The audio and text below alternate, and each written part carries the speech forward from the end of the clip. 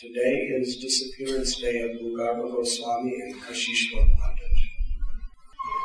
Bhugarbha Goswami is a disciple of Gadadhar Pandit.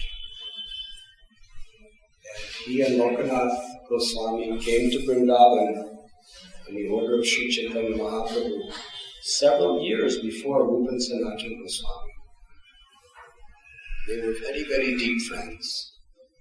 Lokanath Goswami, Bhugarbha Goswami. Srila Prabhupada says about Bhugarbha Goswami that he was constantly speaking the glories of the pastimes of Lord Sri Chaitanya Mahaprabhu. He did not know anything else. In Krishna's Leela, he is Premanjari, the principal Gopi associates of Radha and Krishna. But he just did not care to speak a word if it was not the glorification of Lord Chaitanya Mahaprabhu's divine qualities.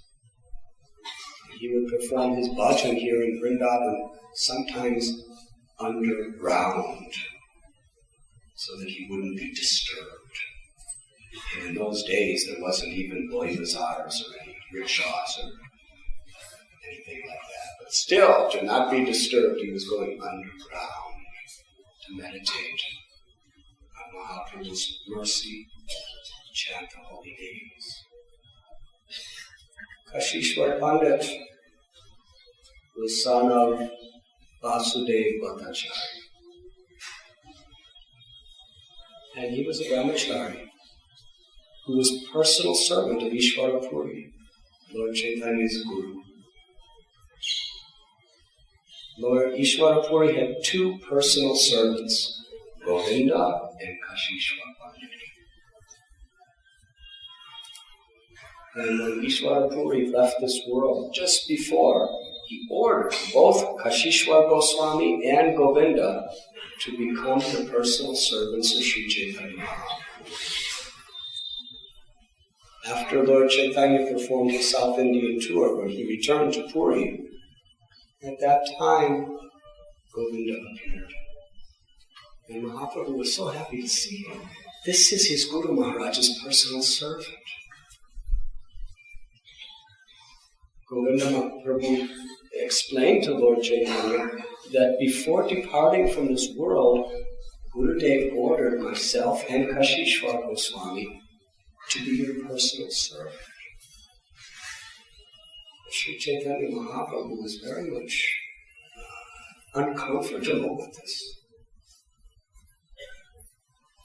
First thing, Sarvabhauma Bhattacharya asked Lord Chaitanya that Ishvara Puri was a great Brahmin spiritual master, and Govinda is from a Sudra caste.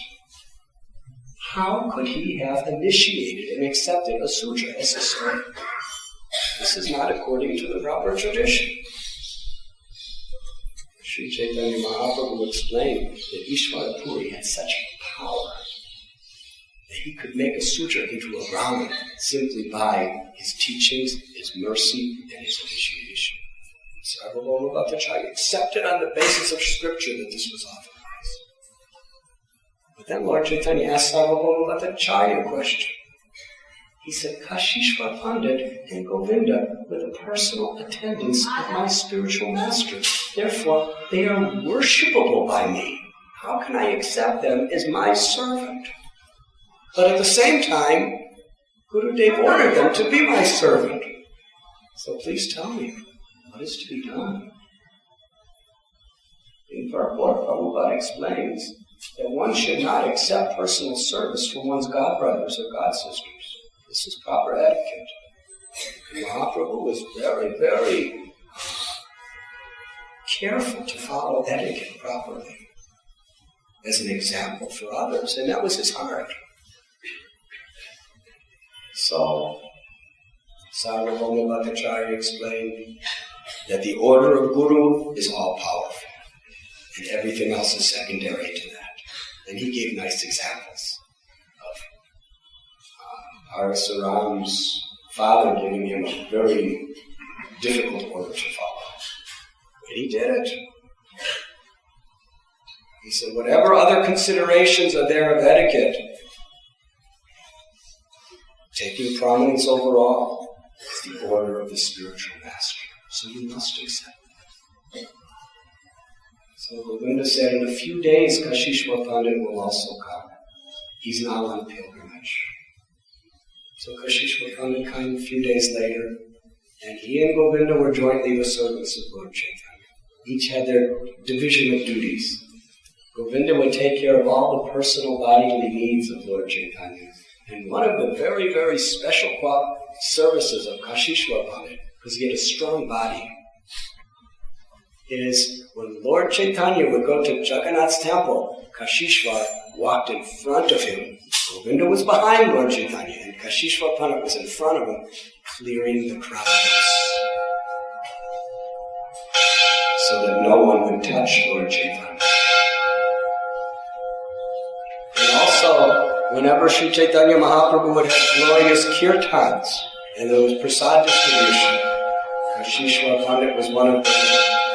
Swarup Damodar Goswami, Gadadhar Pandit, Jagadananda Pandit, Kashishwar, Shankar Pandit, they were the main people to serve the Vaishnavas prasad.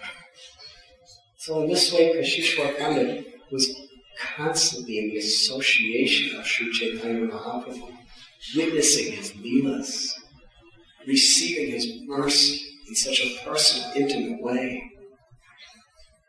But something happened over here in Brindavan, which was very, very historical. Sri Chaitanya Mahaprabhu told Rupa and Sanatana Goswamis that they should reside in Brindavan for their whole lives. They should write books extracting the essence of all knowledge, pure devotional service, following the footsteps of the residents of Brindavan. And they should,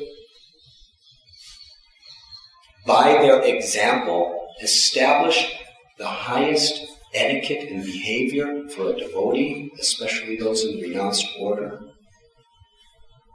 And they should build temples and establish proper deity worship, and also discover and excavate the holy places. So some years passed, and Rupa and Sanatana, they did everything. But one thing they were very much distressed about. According to the scriptures, especially the local Brindavan scriptures, Vajranab, the great grandson of Sri Krishna, installed the prominent deity of this sector of Brindavan, and his name was Govinda Deva. And Rupa and Sanatana were looking everywhere for Govinda Deva. Rupa Goswami was looking in people's houses all over Braj Bhumi. He was looking in temples everywhere. There wasn't a clue, there wasn't a hint of where this deity could be. So he was sitting on the bank of Yamuna. He was very sad. This is a great Vaishnava, so humble. He's already done so many things, written so many books, but still he's feeling that my service is inadequate. You were listening to Radhanath Swami on devotionalnectar.com.